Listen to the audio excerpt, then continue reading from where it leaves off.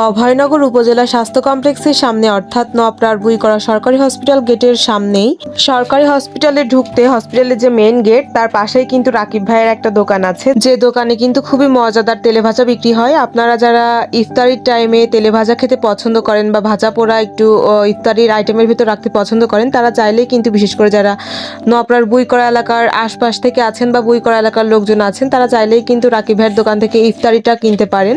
আমার মতো যারা ইফতারিতে একটু তেলে ভাজা আইটেম রাখতে পছন্দ করে বা ভাজা পোড়া খেতে পছন্দ করে, তাদের কাছে কিন্তু রাকিব ভাইয়ের হাতের এই মজাদার মাখো মাখো ছোলা, 5 টাকার খাসির টিকিয়া, বেগুনি, সিঙ্গারা এগুলো কিন্তু খুবই টেস্টি হবে, খেতে অনেক মজাদার হবে। বিশেষ করে আমরা যারা বুইকরা নিবাসে আছি, রাকিব ভাইকে কিন্তু ভালো করে চিনি এবং রাকিব ভাইয়ের হাতের টিকিয়া যে এতটা স্বাদ, প্রতিদিন সন্ধ্যার পরে কিন্তু এখানে বলতে গেলে একটা লম্বা সিরিয়াল বা লাইন পড়ে। বিকাল থেকেই কিন্তু বিশেষ করে টিকিয়াটা খাওয়ার জন্য দূর দূরান্ত থেকেও অনেক লোক আসে। 5 টাকা হিসেবে খাসির টিকিয়ার টেস্টটা জাস্ট অসাধারণ।